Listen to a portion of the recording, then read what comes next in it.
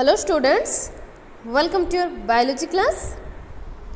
So in the last video we read about the cell and the discovery of the cell and some facts about the history of the cells.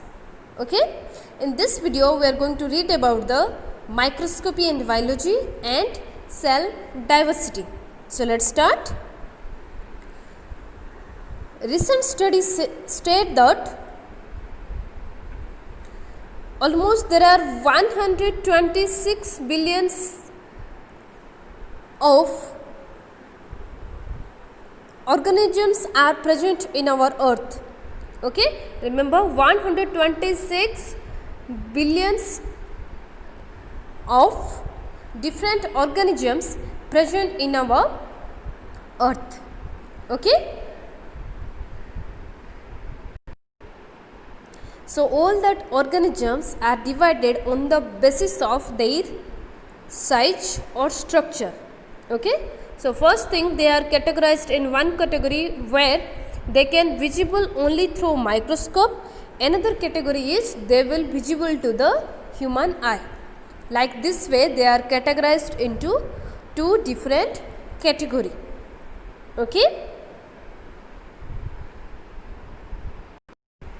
So, all organisms are not visible to the naked eye.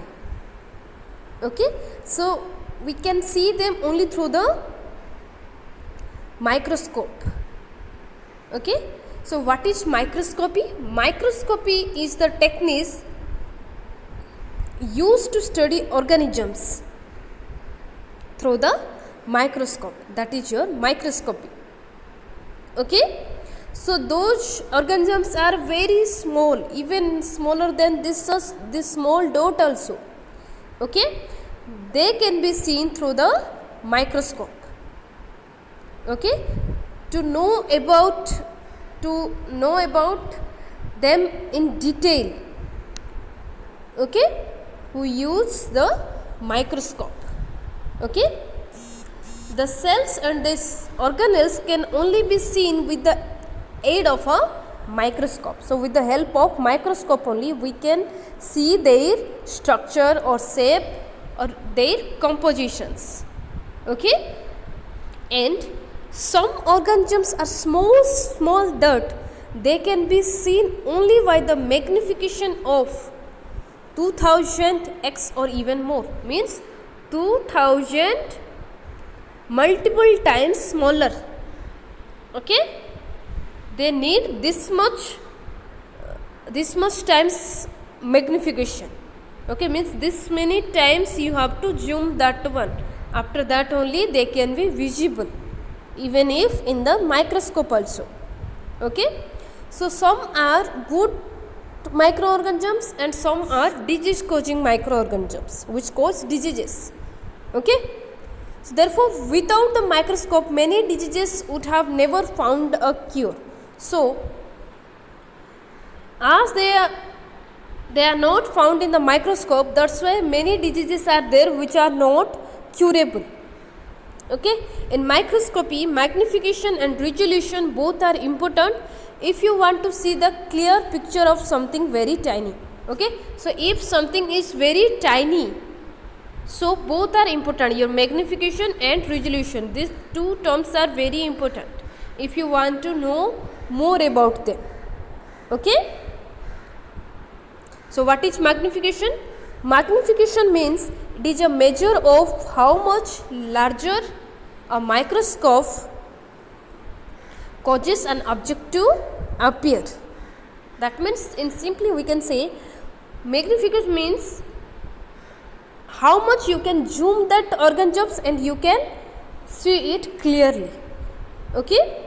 For instance, the light microscope typically used to magnify up to about 400 times. So whatever the magnification is there at the present now, that can zoom up to 400 times only. Okay, it can zoom the 400 times of the actual size. Okay, then resolution. Resolution means what? The resolution of a microscope or lens is the smallest distance by which 2 points can be separated. and still be distinguished as separate objects. The smaller the value, the better the clarity and detail of the image. Suppose see, this one is your 2 dots.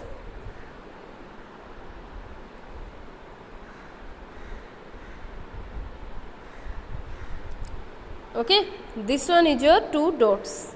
Can you see the 2 dot? Okay, now we will zoom this one. Okay, sorry. Okay, we will understand the term resolution in this picture. How? See. So here you can see some animals are there. So you can see and you can tell this one that they are standing close to each other. Okay, but if you will zoom it, so see, slowly we will zoom this one. Okay, so can you see how they are standing very far from each other?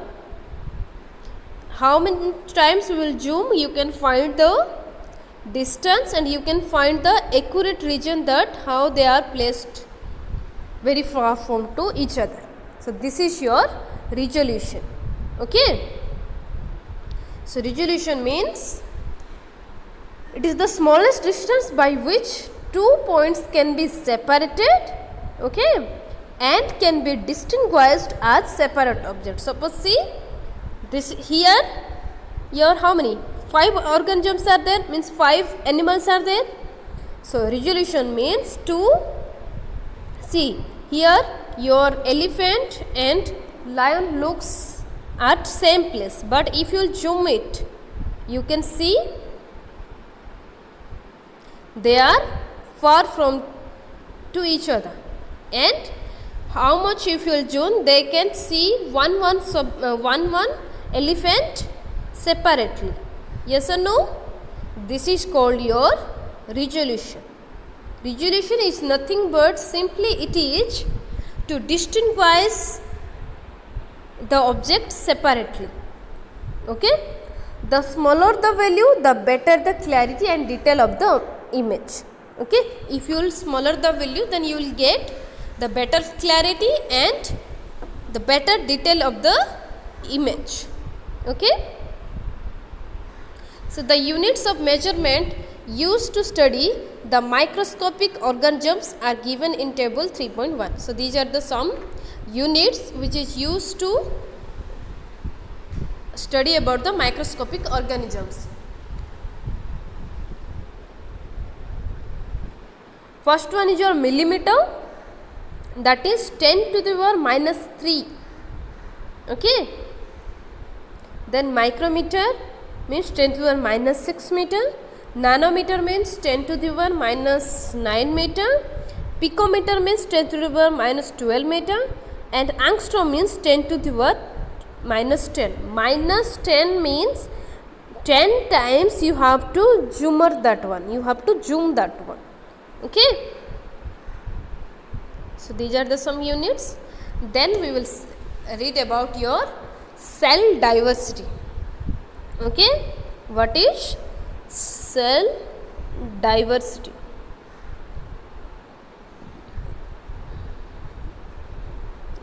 Cell diversity. Okay, so in cell diversity what we are going to read? That is about the cell number, shape and size. So I told you that the organisms, they are separated into two categories on the basis of that the organisms which can be seen through the microscope and which can to be seen by the human eye. Okay, then there are some other organisms also which can be seen only through the microscope. Okay, they are that much small. Organisms made of single cell are called unicellular organisms. Means these are the unicellular organisms. Unicellular means a single cell, which is that cell which is not visible to your naked eye. Okay, so remember, organisms made up of single cell, that is called your unicellular organisms. Then unicellular organisms can carry out all the necessary life of process. So what are the necessary life processes? That is your breathing, respiration, digestion, excretion, reproduction. These are the common life processes, and in that single cell also all these processes are possible. Okay, this growth, digestion, respiration, excretion and reproduction, all these processes, these life processes are possible even that a single small structure, that is your single cell, which is not visible to our eye also. Okay, you might have not listened ever that we also born from a single cell. Okay, from a single cell to we become an adult. Okay, whatever growth you have, that one also grown from a single cell only. Okay, and all the other animals also, they grow from a single cell only. Okay, so your many cells together, they form. In the beginning only I said you that many cells form your tissue, then many tissue form your tissue system, many tissue system form your organ, many organs form your organ system, and organ system forms your body parts. Okay, so remember, all the organisms, all the animals, human beings, plants, animals, all, they grow from a single cell only.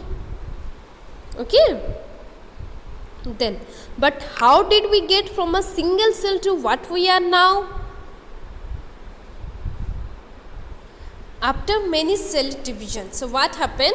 Your single cell, first it divides to become two cell.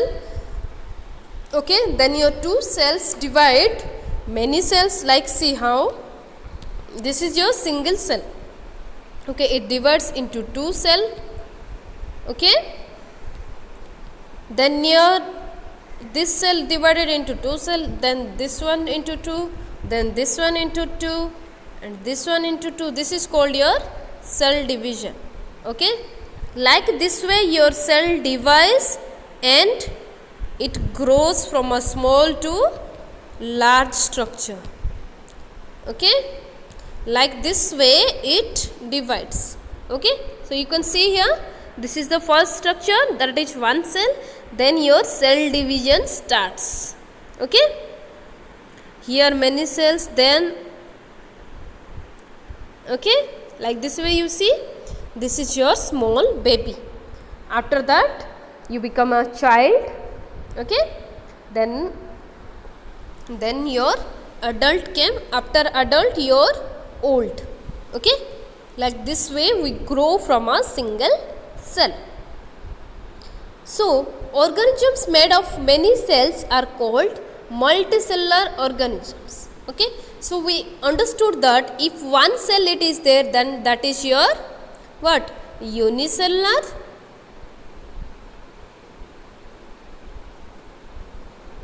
And if so many cells will be there, then that is your multicellular organisms. Remember. Then can you tell me what are the examples of your multicellular organisms? Yes, that is your all human beings, all animals and plants. They are the examples of your multicellular organisms. Okay.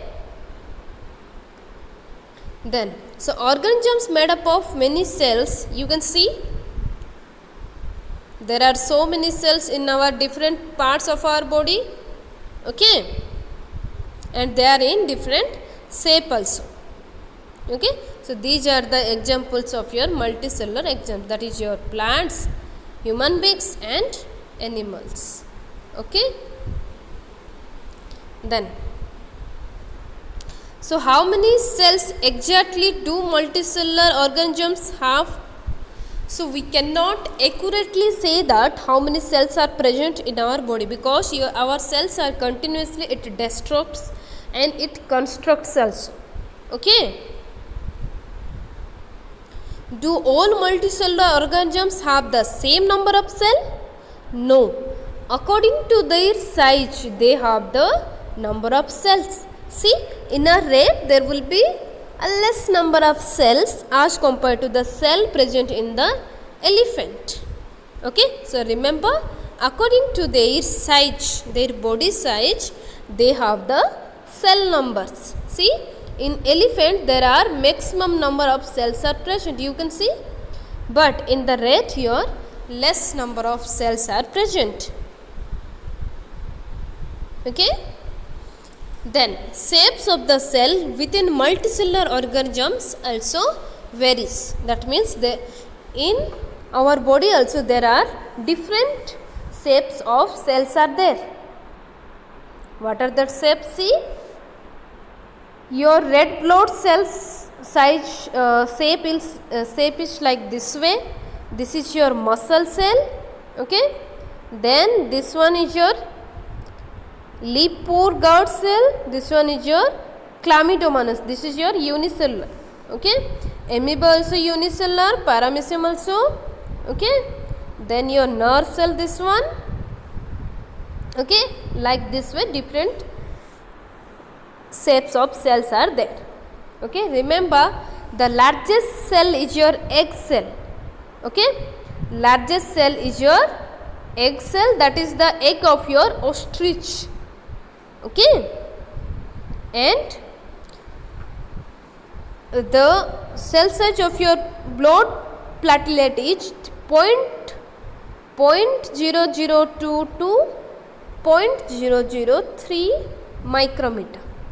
Okay, then the cell size of your nerve cell is your about 1 meter, and nerve cell is the longest cell. Remember, longest cell is your nerve cell and largest cell is your egg cell. Okay, and smallest cell is the bacterial cell. Okay, remember that is your green algae. Green algae, that is the bacteria, is the smallest cell. Okay, then this is your another bacteria, that is your Acetabularia. Okay, Acetabularia is the another bacteria whose size is 6 to 10 centimeter. Okay, then Mycoplasma means they are the small free living particles with characteristics of both bacteria and viruses. Okay,